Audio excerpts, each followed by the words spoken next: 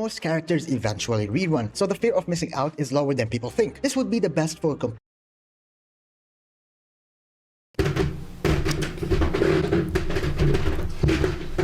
You know, one thing in tribalism that always annoys me is people forget that we all have different tastes. People want to keep praising that this game is better than this game, but the reality is it always comes down to perspective. What you deem is the best isn't necessarily going to be what's the best for me. We might share it, it could happen, it will happen when it comes to certain instances, but the truth of the matter is what some people deem as the best should be respected, just like as what you deem is the best should be respected as well. We all have different tastes, and you know, it's all fine and dandy as long as we respect each other and we have proper mannerism towards other people expressing their own preferences. I don't think we'd have an issue. But I guess that's a big ask in today's day and age on the internet, where everything has to be right or left, or when there's a whole structure of capitalizing off this tribalism that comes off, let's just say this back and forth of preference, because every community wants to create the general consensus of this game is the best game ever. And you might think it's the entire community, but it's typically just a vocal minority that is just so freaking loud. You start to think it's the whole goddamn community, but that is not the case. For the Genshin boys or the Genshin peeps, that just a vocal minority that is loud and obnoxious, known as the Hoyoshills. For the Withering Waves community, once again, and they're just known as the Kudu bots, etc., etc. So it's a little, let's just say, it's a fascinating phenomena to observe it happen before your eyes, because it's so freaking stupid. For a lack of a better term, it's so dumb. It just lacks a lot of social understanding, and it's just poor mannerism that is just fascinating. It's like, were you raised? Didn't your mama teach you better? What the hell is going on out here? So that's basically some of the phenomena you see in the gacha space. It's quite interesting, actually, where how people can, let's just say, create some mental gymnastics where their own self-worth is attached to how a company is performing, and how a video game that sells 2D anime girls in the most predatory ways to take advantage of a loneliness epidemic currently in the world.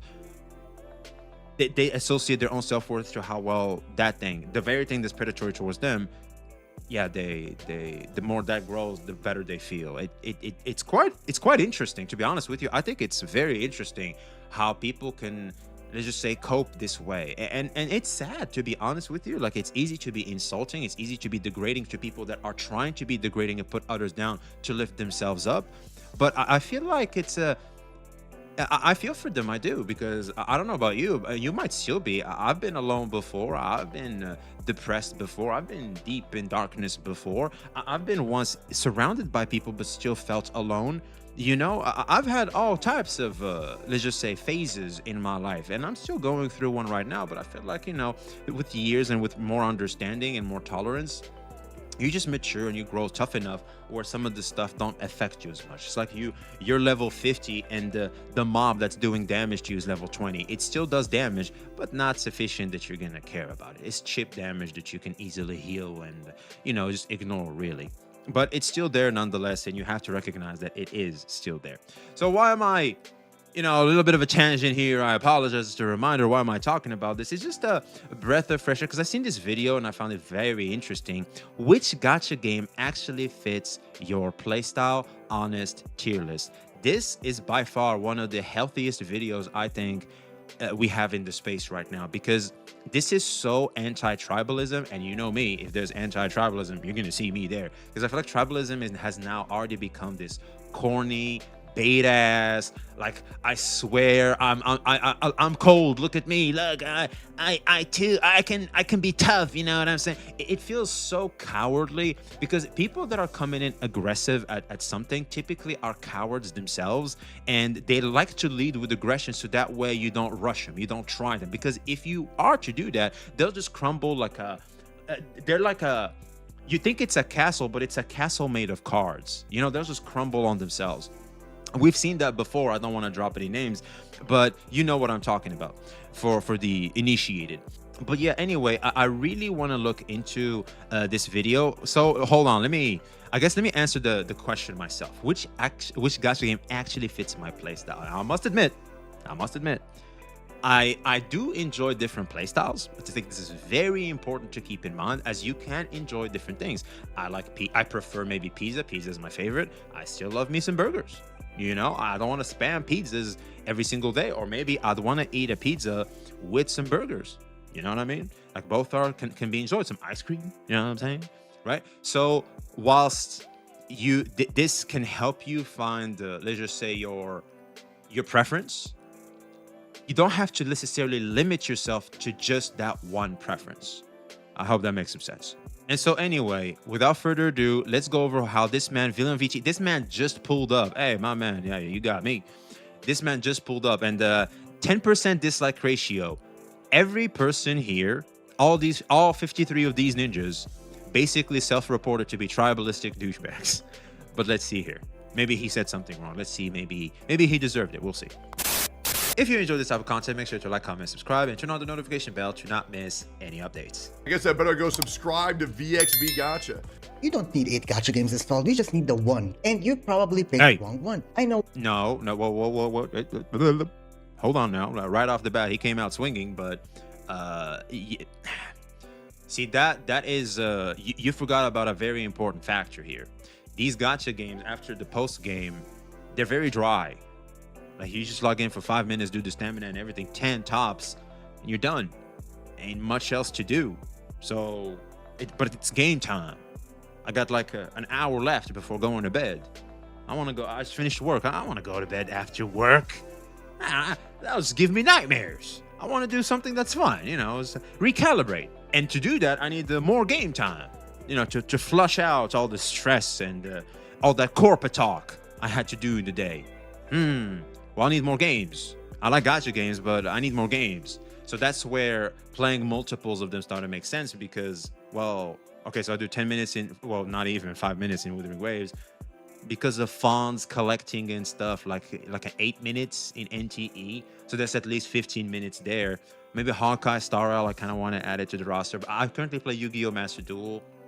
I log into The Witcher 3, you know, just like a 30 minutes of just chill. I love that stuff.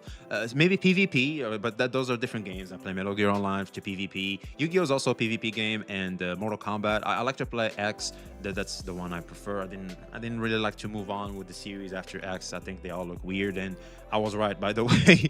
There's just a side little thing over here. But anyway, what I'm trying to say is, you don't necessarily have to limit yourself to just one, and these gacha games are basically by design not necessarily forcing you, but encouraging you to want to have multiples, to have more playtime when it's game time. I hope that made some sense.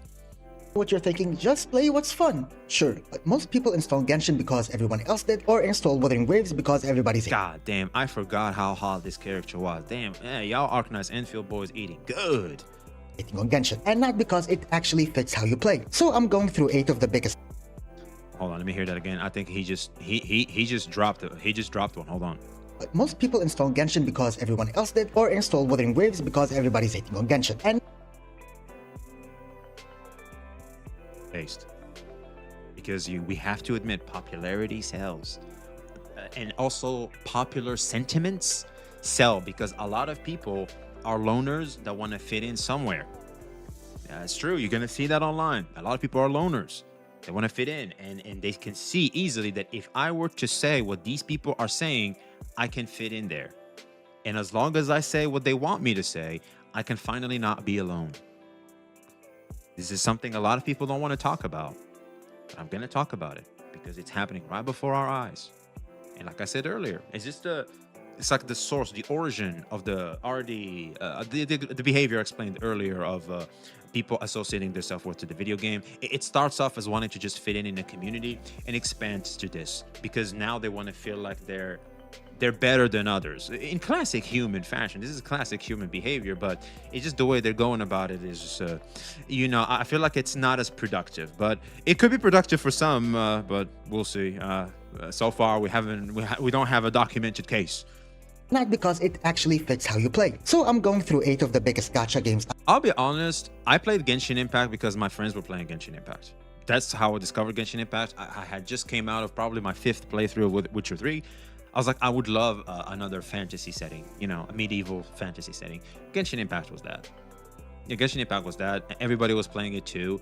It made, you know, hanging out with friends more enjoyable, because when you have a point, you guys know what I'm talking about. Like, you boys can hang out. You can talk about girls. You can talk about what's going on in the world, etc. But nothing is more pleasurable than talking about the games you both are discovering. You both are, you know, grinding into. Oh, I got an artifact with crit rate and crit damage.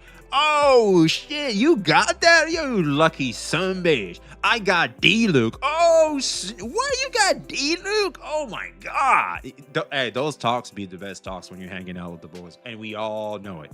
Out right now and telling you exactly what kind of player each one is actually built for. Now, quick rules before I even start. I'm not ranking these by best games. I'm matching them to playstyles, combat tolerance, and the amount of time you actually have. So for the first one, Genshin Impact, if you're the player who wants to wander for an hour and forget to do your activities, this is made for you. I feel like every open world game is that. I mean, same will apply to NTE and Wuthering Waves. Genshin's strength was never the combat depth, it was the exploration density. 6 years in, the open world is bigger than anything else on this list. And oh yeah, because it's just older. Oh yeah, 100%. If you pick up Genshin Impact now, you lucky sumbitch. Anybody that hasn't played Genshin yet, just go and play it. Oh my god, I would trade. I wish I could just memory erase what I had in Genshin and just replay it from the start now. Oh man, that would be quite the good experience, bro. Also, I need to forget about Wuthering Waves too, because I don't know, like how smooth the feel of the game is, especially in exploration. It's very hard to go to Genshin. It feels clunky, it feels slow. I don't know. Most characters eventually rerun, so the fear of missing out is lower than people think. This would be the best for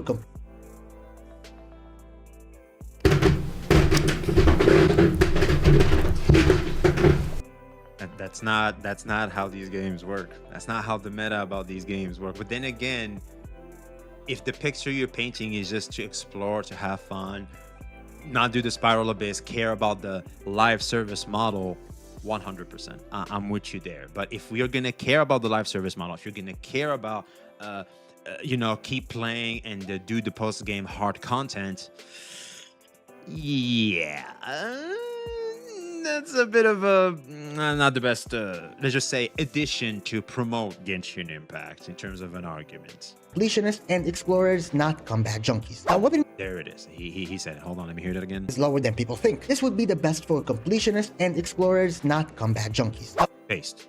100% fucking based. Wuthering Waves, if you want to actually get good at something, this one is for you. Wuwa's combat is parry and dodge timing heavy, closer to an actual game than a turn-based gacha. And right now, it's mid-collab with Cyberpunk Edgerunners with Lucy and Rebecca, right, having them both as playable characters, while you also get Rebecca for free. So if you ever wanted skill expression to matter in a gacha, this is the only one on the list where it actually does. Now let's talk about Honkai Star Rail. If you have 10 minutes on a train and that is it, this one is yours. A turn-based no... Dude, SSR, I'll be honest, I wanted to buy a new phone. And the mobile game I'm going to start playing in my mobile device is going to be HSR.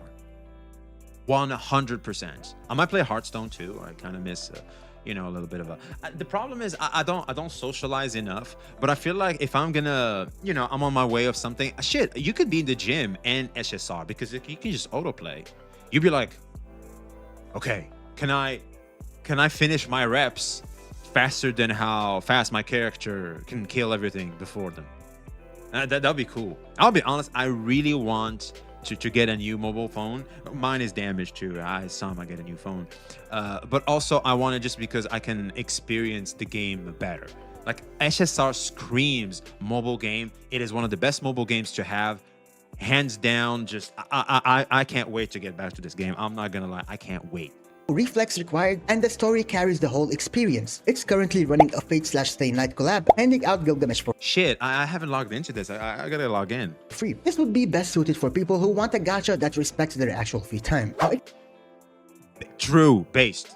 100%, because you can just autoplay. You have a choice. You can either click the autoplay, keep interacting with the people around you like in a cafe or something, or you can lock in. You can lock in. Especially in the post game, you gotta lock in. That's different. But in your daily activities, the very nuisance that gachas have, Dude, HSR just checks that. Like, I love HSR. If you like It's so Factorio good. more than you like any anime, Now, because at some point it wasn't, and that's why I had to drop the game. But now, I don't know, man. I feel like HSR is eating really, really good. I can't wait to get back to that game. if you like Factorio more than you like any anime, Arknight's Enfield is for you. It's a half factory automation, half tactical RPG. It is a little bit slower, more cerebral, genuinely pushing if you don't plan. And this would fit you if you are a min-maxer and a strategy player who think every other game on this list is too easy. I just couldn't do it. This is the main reason why I couldn't, because to me, my approach to these games is casual. I have a casual approach. That's why I couldn't play Arknight's Enfield. I just had to drop it. It was a little too complicated for me. It asked too much. I just couldn't. I prefer playing non-gacha games, because here's the thing, man. I want to make sure, because it's easy to get lost in just gachas. I want to make sure I still play other titles and expand my horizons in other gaming experiences. It's very outside of just anime. You know what I mean? It's very important to me. Now for the newest addition to the gacha space, Neverness to Everness. Yeah. If you're sick and tired of the standard gacha games in the genre right now, this may be the one for you. It gives you a free open world urban gacha space, and it looks very modern. And Yeah, this would 100%. be best fit for people who don't really play gacha games and want something more open world and feel like a AAA game, or for gacha veterans who want the genre to feel new again. Me. He just basically described me. That's me. 100%. I feel like that's a lot of us too. Now, if you love manhwa and you want to be Sung Jin-woo from the Solo Leveling series, now Solo Leveling Arise is a great choice for you. Because I'm kind of scared of gacha games that are, let's just say, tied to a big anime IP. I know, typically the quality isn't really there, but I know the I game could be doesn't wrong. care about mastering combat, and this might be the easiest one on the list. It's built around the manhwa's power fantasy. Combat is very simple, enough to mostly autoplay, and it just passed its 2nd anniversary with a new class system. This would be best fit for anime fans who want the story and the power trip without the grind. Now for the 3rd edition by Hoyoverse, Zenless Zone Zero, and this one as of 2 days was just launched on Steam, and the version 3.0 went live. If you've been on the fence about this one specifically, Wait, I'm kind of curious. How many active players do they have? Not bad. Not bad at all. They have 7,000 players up and at 'em right now, and that's just Steam. That's pretty good. because of the platform, that fence is gone as of right now. Combat is very fast. Let me do some comparing waves here. Damn, that's double. Oh, that's almost double, bruh. Oh nah. But then again, Zenless Zone Zero is still new, so technically it should have more players though. Damn. Well, then again, this is how these live service games play, so tough. But Wuwa is pretty good, man. See, this is the thing. Like, I feel like the Steam community, it's surprising. I would have thought like Zenless Zone Zero would have been more welcome. But you know, all in all, that's not bad. All in all, that's not bad. But still, Zenless Zone Zero still has more work to do. 100%. Stylish and short session friendly, and the overworld is a board navigation minigame unlike anything else here. This is best for people who want style over depth in short bursts. Now, if you still love turn-based games, Reverse 1999 is a great option. Reverse 1999. I gotta try that. For you. This is a time travel tactical RPG where I gotta try that. Limbus Company, Infinity Nikkei. history reverses whenever a supernatural disaster happens, and that disaster Glorious is called the I Storm. can't. Players Anyway, usually Nikkei, control Vertic, the an Guna immune game. timekeeper who gather Arcanus in a pocket dimension suitcase. Now, this would be best fit for players who want something different in the genre and for something to feel more old school. Now, to be fair, yes, you could play more than one game. The genre overlap between, let's say, Reverse 1999 and Genshin is basically zero, so juggling isn't crazy. But realistically, most people who try to run more than 4 gachas at once usually quit 1 or 2 of them within 2 weeks. Oh yeah, dude. 2 to 3 gachas, I think, is the max. It's just simpler that way. So pick the one that actually matches your free time, not the one with the best trailer. And also another quick 100%. rule, stop picking your Or play them when there's something really good going on, and then you can just drop them. Especially if you can do that, and if you're a spender, oh, that's so lucky you.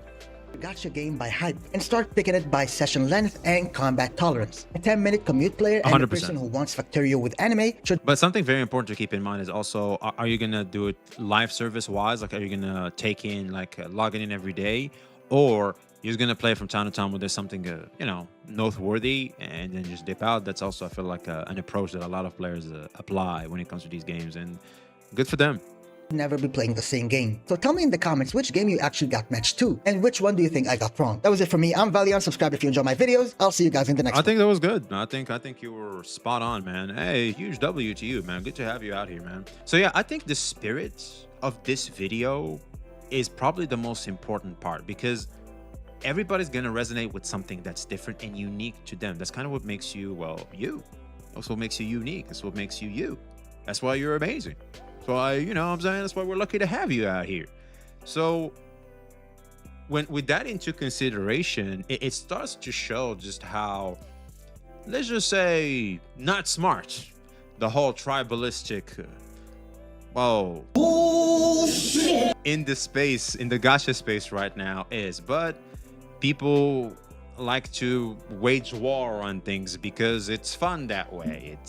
It brings people together, creates that community sense. And once again, we go back to the social aspect of things, but I feel like I chewed that enough for today. I think we heard Uncle ramble a little too much today. So yeah, let's just make sure you picked the game that works the best for you.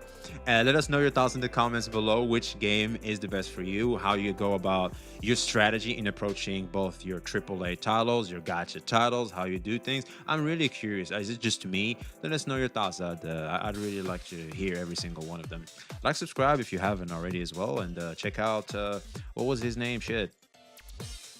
Valiant VT, he's new to the space, so please do show some love, show some support. I feel like we need more people like this that are less tribalistic and let's just say pretty rational in their approach in the gacha space and how they treat these gacha games. Huge shout out to you, my man. So yeah, like, subscribe if you haven't already. Peace in you.